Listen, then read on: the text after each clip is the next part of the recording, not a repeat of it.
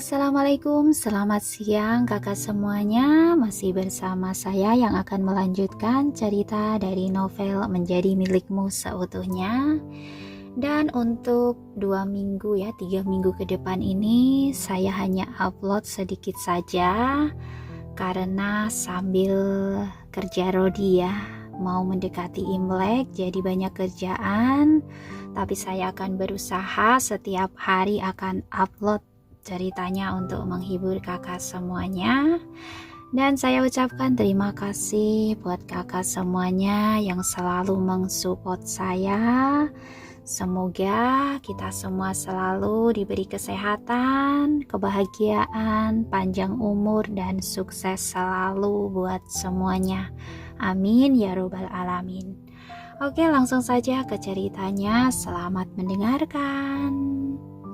Tak lama berselang, pernyataan sanggahan rumor dari grup Samuel sudah muncul di topik yang paling dicari pada masing-masing aplikasi di media sosial yang besar.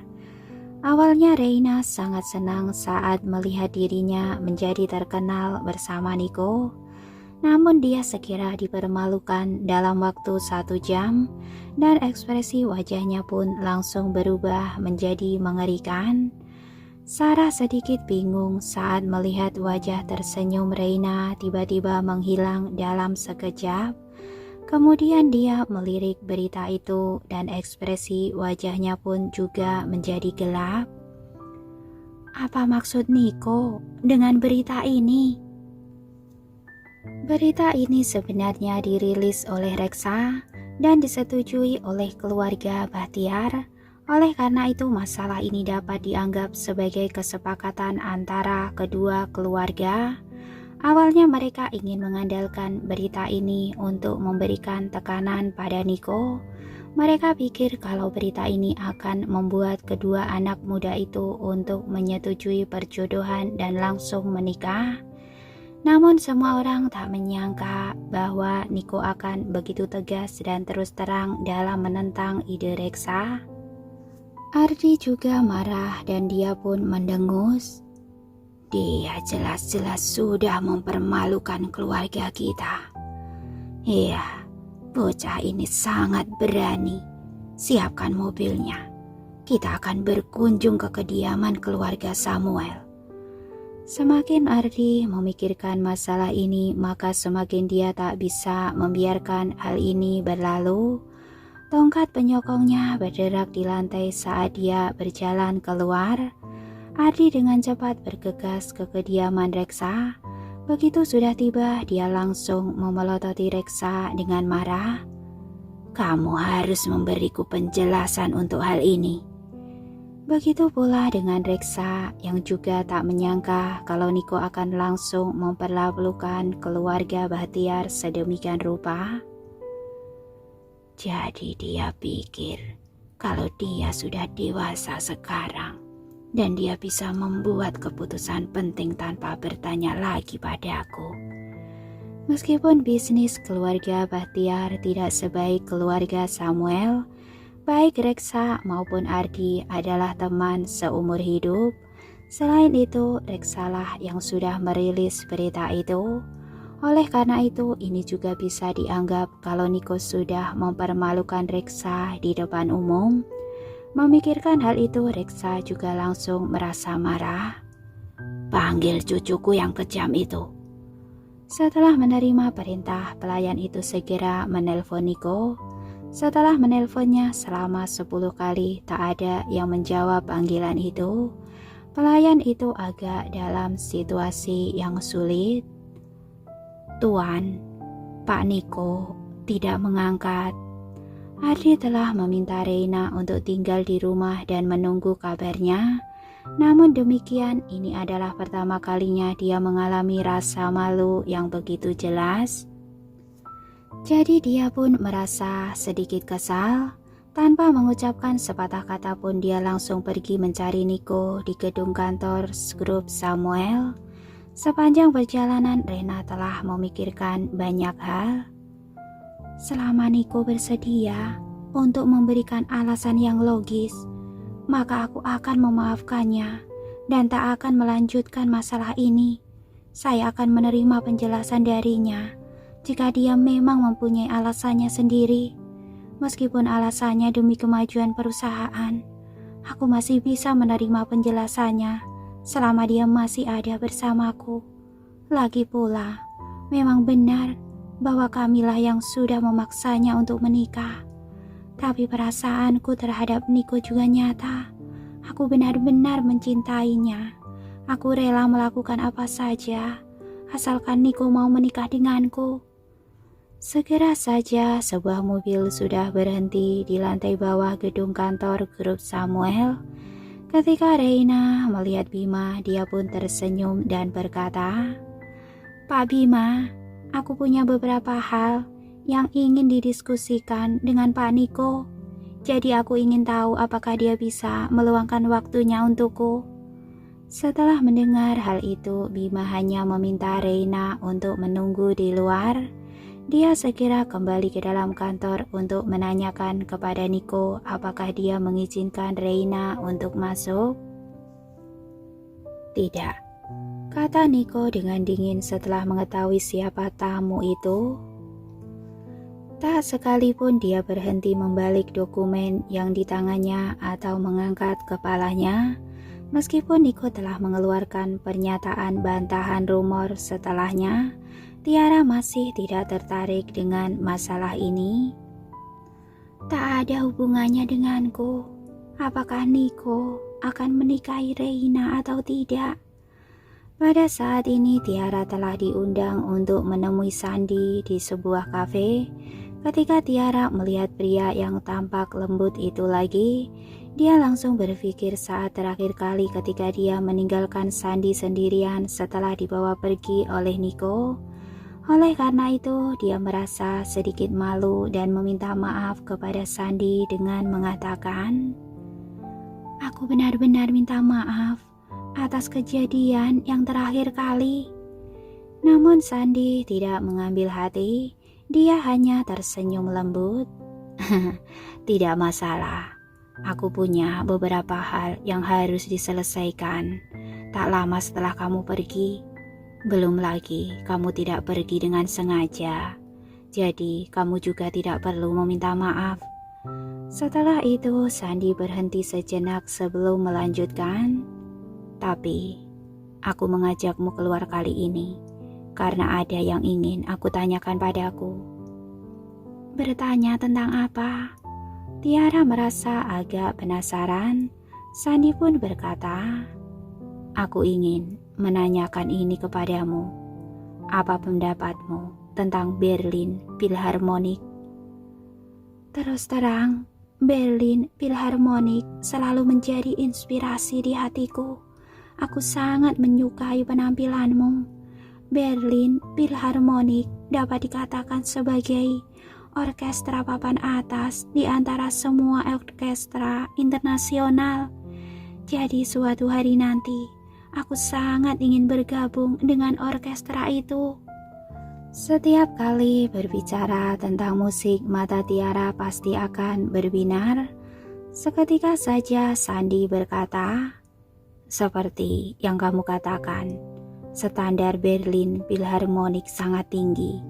Dengan bakat yang kamu miliki, maka ada kemungkinan kalau kamu dapat bergabung dengan kami di masa depan.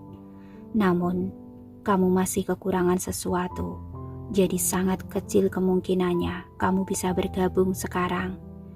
Setelah mendengarnya, Tiara pun menurunkan pandangannya. "Aku telah menyaksikan begitu banyak pertunjukan yang dilakukan oleh Berlin Philharmonic. Bagaimana aku bisa tidak mengetahui perbedaan antara kemampuanku dengan mereka? Tapi sekarang seseorang tiba-tiba mengatakannya secara langsung. Aku jadi merasa lebih sedih mendengarnya." "Aku juga menyadarinya." Melihat Tiara yang bertingkah seperti ini, Sandi tak bisa menahan tawanya. "Hahaha, kamu tidak perlu sedih begitu cepat. Belakangan ini, Berlin Philharmonic bermaksud untuk melatih para pendatang baru. Jika kamu mau, kamu bisa datang ke Berlin Philharmonic dan belajar terlebih dulu. ketika penampilanmu telah meningkat, kedepannya kamu pasti akan memiliki banyak kesempatan untuk bergabung. Sekali lagi mata Tiara tampak berbinar, dia sangat tersentuh. Apakah yang kamu katakan itu benar? Memang memiliki kesempatan untuk belajar di orkestra internasional seperti itu sudah seperti mimpi bagi setiap musisi. Selain itu, Tiara selalu bermimpi menjadi bagian dari Berlin Philharmonic. Setelah mendengarnya, Sandy pun mengangguk. Kenapa aku berbohong padamu? Apakah kamu ingin mencobanya dulu? Tiara pun mengangguk. Aku bersedia. Kalau begitu, persiapkanlah dirimu dalam 2 hari ini. Aku akan membawamu ke orkestra untuk wawancara di akhir pekan ini. Jika kamu lulus wawancara, maka kamu bisa bergabung dan belajar, kata Sandy sambil tersenyum. Tiara langsung mengangguk. Terima kasih, aku pasti akan melakukan yang terbaik.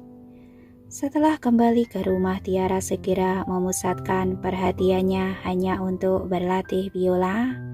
Sementara itu di kantor grup Samuel, para karyawan sedang merasakan suasana kantor yang sangat menyedihkan dalam beberapa hari terakhir. Sepertinya situasi kantor diselimuti oleh getaran yang suram, karena semua orang tahu bahwa Nico dalam suasana hati yang buruk baru-baru ini. Mereka sangat takut sehingga mereka sangat berhati-hati ketika bekerja. Mereka takut membuat kesalahan dengan pekerjaan mereka dan membuat Nico menjadi marah. Apakah Pak Lukas dari Departemen Penjualan dipanggil oleh Pak Nico? Seorang karyawan bertanya dengan suara rendah. Karyawan lain buru-buru nimbrung dan berbisik. Benar sekali. Aku mendengar bahwa ada kesalahan lagi dengan laporannya. Pada saat ini aku khawatir apakah dia akan dimarahi sampai-sampai dia akan menangis. Kemudian karyawan lain yang duduk di samping mereka lalu menekan suaranya. Kalian masih berani mengobrol? Apakah kalian semua tidak takut menjadi target berikutnya? Cepatlah periksa dokumen kalian masing-masing. Kapankah hari-hari yang mengerikan ini akan berakhir? Kapan Pak Nico akan lebih bahagia? Aku bersedia menyumbangkan semua makanan ringanku untuknya. Begitu Danar memasuki kantor, dia bisa mendengar gosip ini dan dia tak bisa menahan kerutan di keningnya. Kemudian dia sengaja terbatuk beberapa kali pada karyawan yang sedang berbisik. Seolah sedang melihat hantu, semua orang tampak ketakutan karena mereka segera terdiam untuk sejenak. Ketika mereka melihat bahwa orang itu adalah Danar, mereka pun menghela nafas lega. Namun wajah mereka langsung berubah jadi muram lagi. Pak Danar, tolong bujuk Pak Nico untuk kami. Danar selalu memiliki hubungan yang baik dengan para pegawai. Mendengar permintaan mereka, dia pun tersenyum. Jangan khawatir, serahkan masalah ini padaku. Sekarang kalian harus kembali ke pekerjaan masing-masing. Jangan membuat kesalahan setelah aku mengucapkan kata-kata baik padanya. Jika terjadi kesalahan, bahkan dewa pun tidak bisa menyelamatkan kalian semua. Barulah kemudian kelompok pegawai itu membubarkan diri dan mulai sibuk dengan pekerjaan masing-masing. Namun sebenarnya Danar juga ketakutan seperti karyawan lainnya ketika dia sudah berdiri di depan pintu kantor Presdir. Sepertinya Pak Nico benar-benar marah kali ini. Aku bahkan bisa merasakan kemarahannya melalui pintu itu. Memang benar Pak Lukas sudah dimarahi soal laporannya di dalam kantor. Karena itu Danar pun mengambil nafas dalam-dalam dan mengetuk pintu sebelum masuk. Nico, Pak Lukas sudah tahu kesalahannya. Bagaimana jika kamu membiarkan dia pergi? dan memperbaiki kesalahannya terlebih dahulu. Mendengar hal itu, Niko melirik Benny dengan dingin yang tampak hampir menangis. "Pergilah." Setelah Benny pergi, Danar pun menghela nafas. "Niko, jangan marah-marah. Bukankah kamu sudah menyelesaikan masalah tentang pernikahan bisnis dengan keluarga Bahtiar? Selain itu, kamu juga sudah mengeluarkan pernyataan dan kakek pun tidak mengatakan apa-apa. Kemarahan hanya akan membahayakan kesehatanmu." Niko menatap Danar dengan dingin. "Apakah kamu begitu bebas sehingga kamu tidak memiliki apa-apa untuk dikerjakan? Apakah saat ini kamu menyadari waktunya? Namun kamu di sini malah mengatakan omong kosong padaku." "Oke, Niko, maaf Pak Niko. Karena kita akan membicarakan bisnis di tempat kerja. Bukankah kamu juga membawa emosimu dalam pekerjaan? Lihatlah orang-orang yang bekerja di bawahmu. Mereka semua tampak sangat tertekan. Bisakah kamu mengasihani mereka?" Danar mengucapkannya dengan putus asa. "Mereka tidak melakukan tugasnya ketika mereka punya waktu. Namun mereka punya waktu untuk berbicara omong kosong di belakangku. Apakah grup Samuel adalah organisasi amal? Apakah perusahaan ini hanya menggaji para pemalas? Jika mereka membuat kesalahan lagi lain kali, kamulah yang akan dimintai pertanggungjawaban atas kerugian perusahaan." Ucap Niko dengan ekspresi cemberut di wajahnya. Seketika saja wajah Danar langsung muram dan dia bahkan tak berani menarik sudut mulutnya menjadi seringai. Tidak, aku memang salah, Niko. Jika mereka pantas dimarahi, silahkan tegur saja mereka. Jika tidak, aku yang akan memarahi mereka untukmu." "Aku seharusnya tidak setuju untuk menjadi seorang pembujuk. Aku bahkan juga diserang tanpa alasan. Yang lebih buruk, serangan itu tampaknya memang masuk akal. Aku memiliki begitu banyak keluhan karena tekanan ini." Memikirkan hal itu, Danar pun menghela nafas dalam-dalam. Pasangan ayah anak ini benar-benar berperilaku dengan cara yang sama. Aku baru saja pergi ke perumahan berlian di pagi hari dan bertemu dengan Gary. Bocah kecil itu juga memiliki ekspresi wajah yang dingin. Dia tampak tidak senang saat memeluk papan gambarnya. Tidak peduli apapun yang aku katakan atau bagaimanapun cara menghiburnya, aku tetap tak bisa membuat senyum di wajah Gary. Kemudian dia malahan menyuruhku diam dengan nada yang dingin. Dia memintaku untuk pergi bekerja jika waktuku memang begitu bebas dan mengatakan kepadaku untuk tidak mengganggunya. Aku tidak tahu bagaimana aku, putra kedua dari keluarga Samuel, mengalami penderitaan seperti itu dan dihina oleh orang lain. Tiara Romario memang benar-benar wanita yang berbisa. Waktu berlalu dengan cepat dalam sekejap mata. Hari ini adalah hari di mana Tiara akan pergi untuk wawancaranya dengan Berlin Philharmonic. Selain menghadiri konser mereka, ini adalah kesempatan pertama Tiara untuk bertemu langsung dengan anggota Berlin Philharmonic yang sudah terkenal di seluruh dunia itu. Tiara merasa sedikit gugup karena dia tak hanya akan bertemu dengan band orkestra favoritnya, tetapi wawancara ini juga sangat penting baginya. Ini mungkin akan menjadi kesempatan bagi karir biolaku. Oleh karena itu, Tiara sangat fokus dalam wawancara ini. Aku harus menunjukkan kemampuanku dengan profesionalisme. Dan dengan demikian Tiara pun melakukan sesuatu yang jarang dilakukannya. Wanita itu mendandani dirinya sendiri. Tiara mengenakan gaun putih dan mengikat rambutnya tinggi-tinggi. Dia juga memakai riasan yang ringan yang menonjolkan kehalusan fitur wajahnya. Setelah mengenakan gaun yang terlihat bagus, dia pun memberikan kesan yang rapi dan elegan, namun tidak menghilangkan aura semangatnya. Begitu Sandy memasuki studio latihan yang baru-baru ini disewa oleh orkestra, dia melihat Tiara yang sedang duduk di bangku dengan patuh untuk menunggu wawancara. Ketika Sandy memperhatikan Tiara yang telah berdandan, matanya mau tak mau tampak berbinar. 2 kali aku bertemu dengan Tiara. Dia hanya mengenakan t-shirt dan celana jeans. Apalagi dia keluar tanpa riasan. Bahkan wajahnya yang tanpa riasan pun terlihat sangat menarik. Hari ini, dia terlihat begitu memukau. Rasanya seperti seluruh tubuhnya bersinar. Auranya begitu mempesona, sehingga membuat orang tak bisa mengalihkan pandangan darinya.